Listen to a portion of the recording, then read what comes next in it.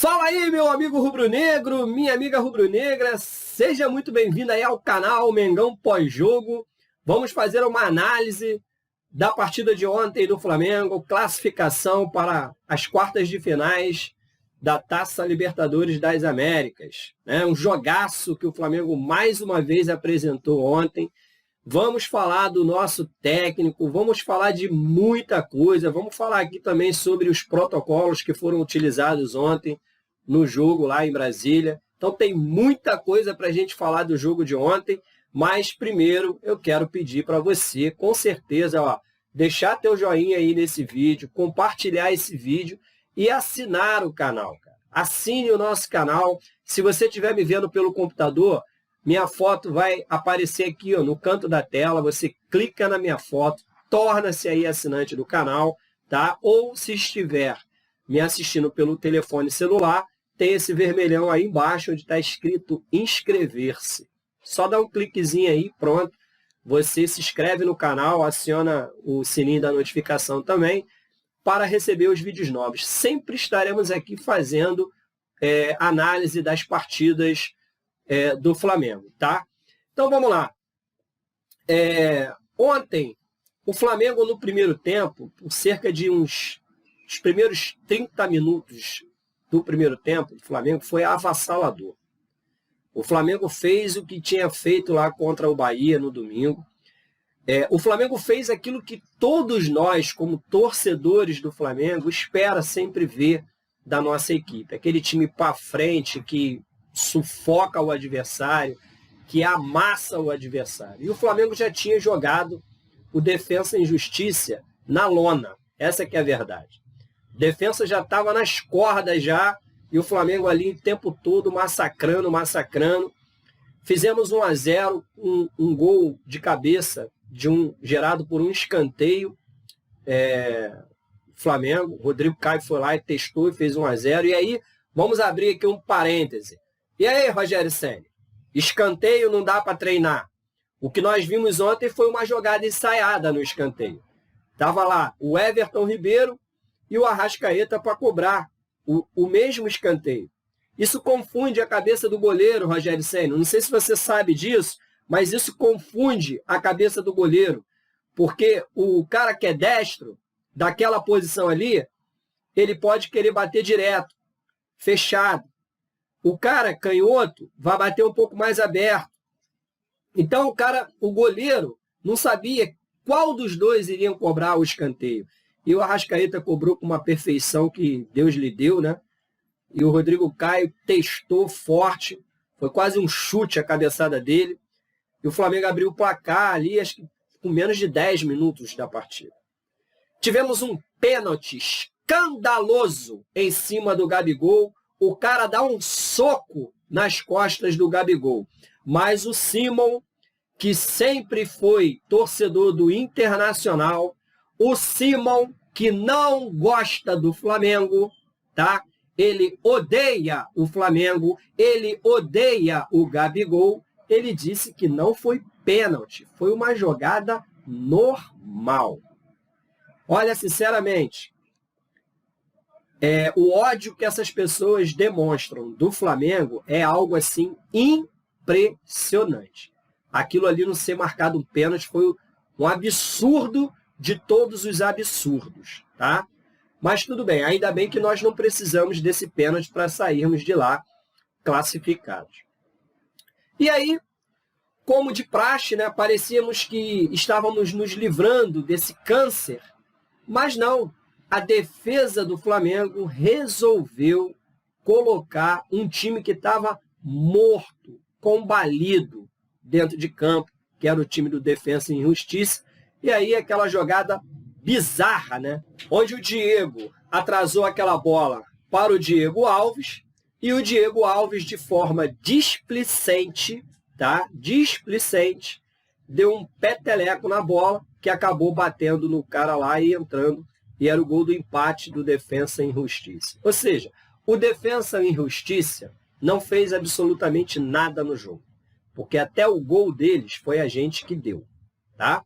E aí, vamos também aqui abrir uma um parêntese aqui para o técnico do Defensa e Justiça. Muito bom treinador, por sinal. Mas, lá na Argentina, ele disse que a gente deu sorte lá, né? Que o time dele foi muito melhor e deu sorte. Beleza. E ontem, a gente deu sorte também?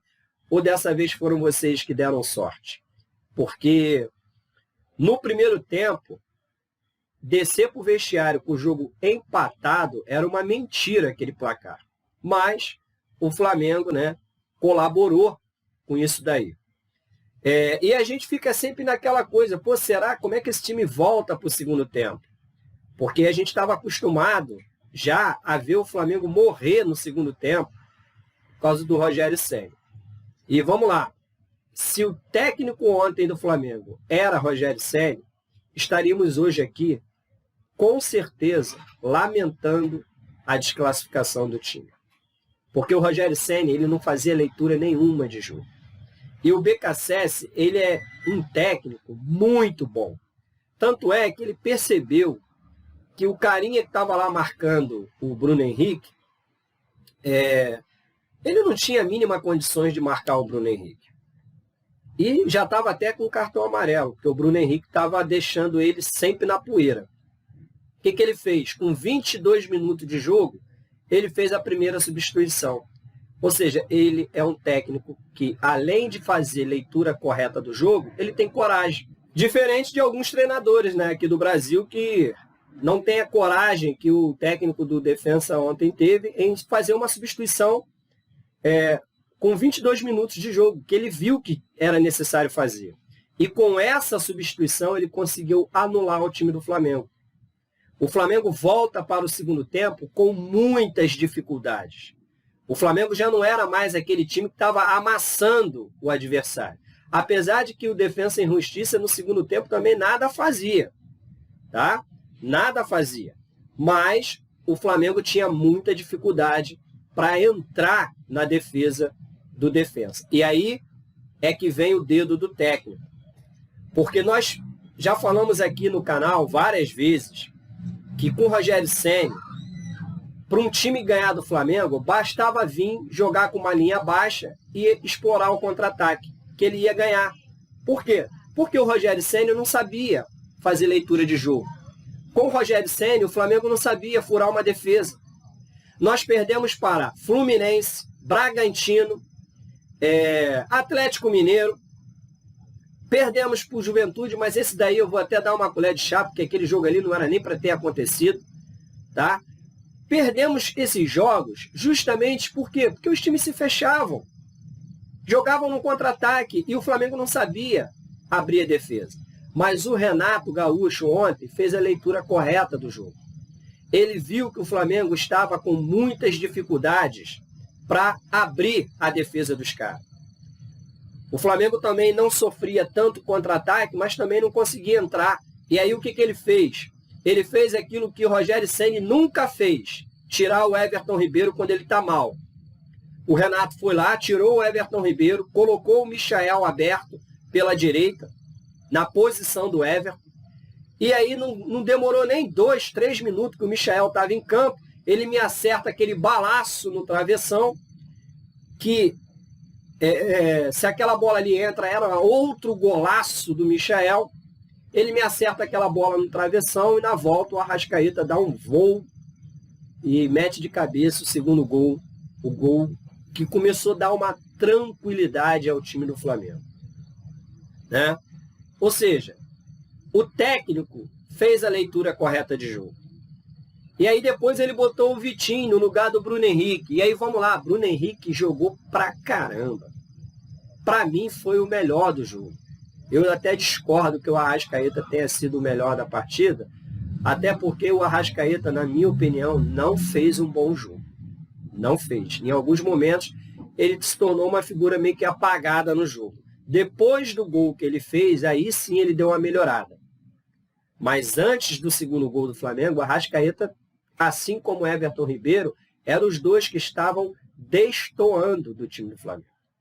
Mas o craque é o craque, né? O craque ele faz toda a diferença. E foi o que aconteceu. A Arrascaeta, depois do gol que ele fez, ele melhorou muito no jogo. E aí o Bruno Henrique, que vinha de contusão, o Renato tirou ele e colocou o Vitinho. Nessa altura do campeonato, eu ainda pensei assim, caramba, vai botar o Vitinho, logo ele que é sonolento pra caramba. Mas o Renato, ele fez a substituição, mas ele colocou o cara para jogar aonde ele sabe render. Ele botou o Michael lá na esquerda, na vaga do Bruno Henrique, para continuar dando calor lá no lateral, né? Porque o Bruno Henrique estava levando vantagem todas sobre aquele lateral lá, que é o lateral direito do time deles. Ele botou o Michael para lá, que tem velocidade, e trouxe o Vitinho para o lado, que é do Everton Ribeiro. E aí, ou seja, você coloca os jogadores para jogar nas posições que eles sabem render, o cara vai jogar bem. E foi o que aconteceu. O Vitinho fez um golaço de canhota, tudo bem que foi um frango também do goleiro. Mas a gente já falou aqui, nesse canal, Vitinho é um dos poucos jogadores no futebol brasileiro que sabe chutar bem com as duas pernas. Tá? O Vitinho chuta muito bem com a direita, tanto quanto com a esquerda. Tanto que o gol que ele fez ontem foi um gol de canhota, um gol que ele já está acostumado a fazer várias vezes pelo Flamengo. Só contra o Corinthians, por exemplo, ele já chegou a fazer 2 assim. Tá? Ele driblou o cara, ajeitou para canhota, e de canhota mesmo ele mandou, e o goleirão não estava nem esperando, e a bola foi morrer lá dentro da rede. Com 3-1, o Flamengo descansava no placar. A gente trouxe o time deles para o nosso campo e começamos a explorar o contra-ataque. E numa dessas de contra-ataque, um passe magistral do Ilharão para o Michael. Michael cortou o zagueiro, tocou para o Gabigol, que deu um toquinho de leve de calcanhar, já destroçando a defesa dos caras. E aí o Vitinho fez uma jogadaça que driblou o cara e chutou no contrapé do goleiro, fazendo 4-1 e fazendo justiça ao placar. Tá? Se o Flamengo vencesse aquele jogo de ontem por 1-0 ou 2-0, como eu falei aqui no pré-jogo, seria até injusto pelo volume de jogo apresentado pelo Flamengo. O Defensa e Justiça não fez absolutamente nada, a não ser um último lance lá no segundo tempo, que o jogo já estava 3-1, o cara entrou livre na área do Flamengo, chutou, e aí o Diego Alves se redimiu ali da lambança que ele tinha feito no primeiro tempo. Ele aplicou uma defesaça ali, em que poderia ter sido o segundo gol do Defensa e Justiça. Né? E aí, de repente, complicar um pouco a nossa vida. Foi a única chance real do Defensa e Justiça. Fora isso, fizeram mais nada na partida. E temos que ressaltar o nosso técnico pelas substituições acertadas que ele fez. Aos poucos, nós estamos começando a ver jogadores que estavam aí sendo desacreditados por todos nós, torcedores, que estão rendendo. Gustavo Henrique fez um partidaço ontem. E por 2 vezes quase ele não deixou o dele lá guardado. Gustavo Henrique é peça fundamental hoje, principalmente nas bolas alçadas de escanteio. Ele tem uma muito boa impulsão, cabeceia bem, tá? Levou azar ontem por 2 vezes, quase que ele fez um gol. Gustavo Henrique jogou muito ontem. Na semana passada, Gustavo Henrique e Léo Pereira já tinham feito uma partida também muito boa contra o Bahia. O que dizer de Michael e Vitinho, que estavam aí desacreditados até outro dia? Michael estava já virando moeda de troca, né? E agora são jogadores que o Flamengo ganha como reforço. E aí vamos lembrar de uma fala que eu disse aqui no canal, há uns vídeos atrás, aí, que eu falei. Por que o Bruno Henrique joga tão mal? Por que o Everton Ribeiro estava jogando tão mal? A resposta está aí, bem explicada. O Renato Gaúcho chegou sem tempo para treinar, não teve tempo ainda para treinar o time. O que ele tem feito é o quê? Conversar com o jogador. É isso que ele tem feito. E o que ele tem feito de inovador? Nada. Ele simplesmente está pegando o jogador e falando assim para ele: aonde que você joga melhor? Eu jogo melhor por aqui. Tá, então você vai jogar aqui. O cara não está inventando nada. Porque ele não tem tempo de treinamento. Então, ele não tem tempo de ele mesmo querer colocar a filosofia de jogo dele. O que o Renato está colocando na cabeça dele? Eu quero ser campeão, só isso, que é o que vale. Eu tenho um time bom na minha mão. Então, eu vou colocar esses jogadores para jogar da forma como eles se sentem melhor. Porque foi isso que ele colocou na entrevista coletiva dele.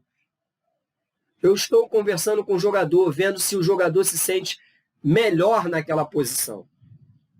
E aí a gente vê que o Ilharão não é zagueiro, nunca foi, Rogério Ceni.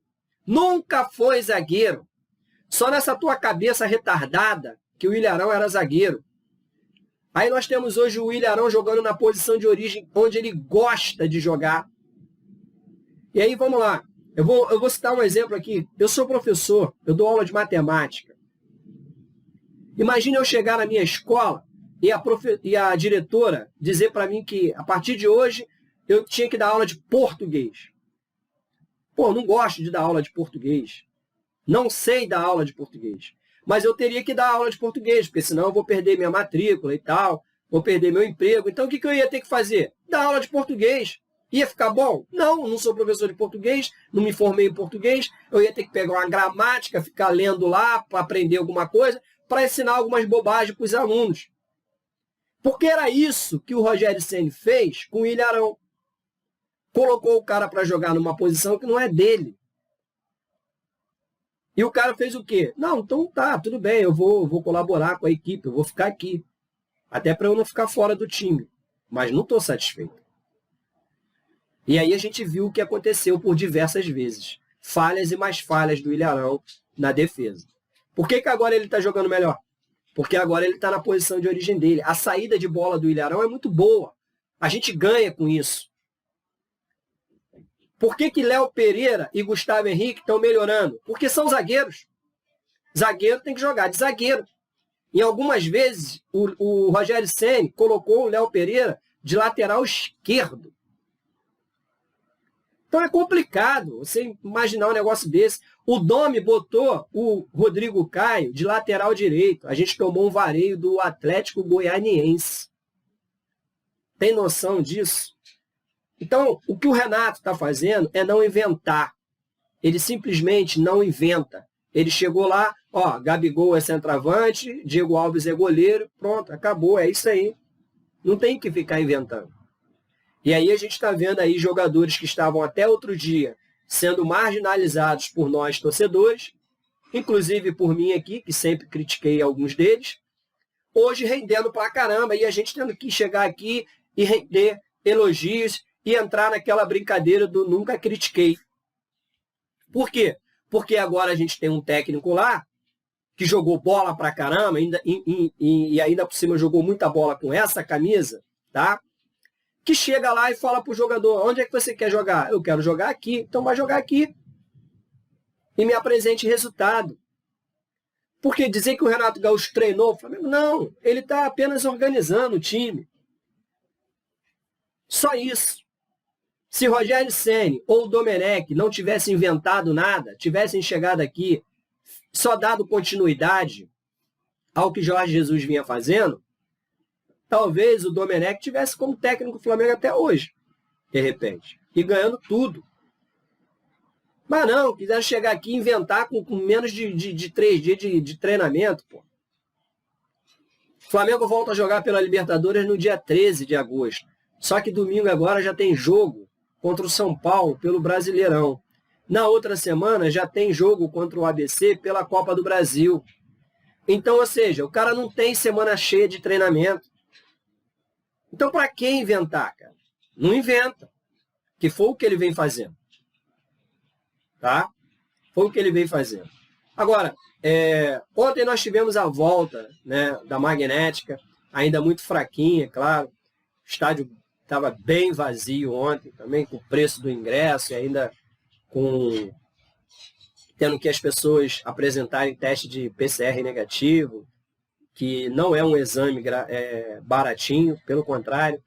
Aqui no Rio parece que o preço mais barato dele custa R$200.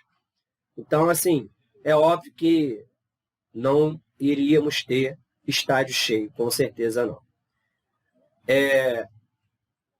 teve muitas críticas e também elogios aos protocolos que foram utilizados. E aí o que a gente tem para dizer é o seguinte, eu continuo achando que eu não sou a favor da volta do torcedor ainda. Acho que isso aí é uma insanidade total, porque nós temos aí agora essa variante Delta aí do Corona. Então eu acho que não deveria ainda ser o momento da volta do torcedor. Mas também querer criticar, eu confesso que eu não vi nada que valesse uma crítica, porque o estádio não estava cheio, o estádio estava vazio, e pelo menos eles se preocuparam em separar as pessoas dentro do estádio, diferente do que a Conmebol fez, tanto na final da Libertadores do ano passado, em que o Palmeiras foi campeão, quanto na final agora da Copa América, Brasil e Argentina. A gente viu um monte de gente aglomerada no mesmo setor. Eles pelo menos se preocuparam ontem em separar. Tinha um setor que eram de pessoas que estavam vacinadas, que mesmo estando vacinadas ainda podem contrair a Covid, e vimos um setor também de pessoas que não estavam vacinadas, mas que tinham já apresentado o exame negativo para Covid. Então, ou seja, até quem não estava vacinado, entre aspas, estavam até de uma certa forma protegidos, porque pelo menos estavam próximo de pessoas que não iriam transmitir o vírus pelo fato de que não contém o vírus para transmitir. Então, acho que isso daí é um ponto positivo a ser colocado. E assim, querer achar que as pessoas vão respeitar alguma norma de uso de máscara é uma falácia isso aí. Porque a gente anda aqui na rua, a gente vê. Eu entro em farmácia, às vezes, para comprar um remédio. Eu estou de máscara. O atendente da farmácia, que também deveria estar, ele não está.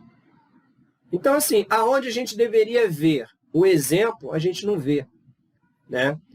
Então, querer também questionar só por esse fato não dá. Basta que a gente viu na Eurocopa um monte de gente sem máscara dentro dos estádios, torcendo, tudo aglomerado, mais de 60 mil, e lá teve transmissão. É que ninguém quer falar, mas lá teve transmissão de Covid, sim. Tá? E agora estamos aí, com essa Olimpíada aí, que não deveria estar acontecendo, mas está acontecendo porque tem muito patrocinador por trás disso daí e que está perdendo dinheiro. Então, eles não querem nem saber o que está acontecendo com a vida alheia. Eles querem mais que a coisa aconteça, porque foi investido muito dinheiro nisso daí. E aí o dinheiro vem sempre em primeiro lugar do que a vida. Logo, que a gente tem visto lá na Olimpíada, casos e mais casos de Covid sendo declarados, inclusive entre os atletas. Tá? Sem contar que nós temos atletas do Brasil, imbecis, que se recusaram a se vacinar. Então ainda tem tudo isso daí pela frente. Que eu acho que a primeira coisa que deveria se exigir para que o atleta participasse de um evento desse era a obrigação de se vacinar. Mas, infelizmente, isso daí não é obrigatório. Então é isso aí, torcedor. Estamos super felizes que o Mengão goleou ontem, mais uma vez. 3 jogos aí do Renatão, 3 vitórias, sendo que 2 esmagadoras. E agora a gente volta a se falar no jogo Flamengo e São Paulo, que será aqui no Maracanã. Esperamos outra vitória do Flamengo, porque chega de perder para o São Paulo também. Saudações rubro-negras, até a próxima, valeu, tchau, tchau, fui!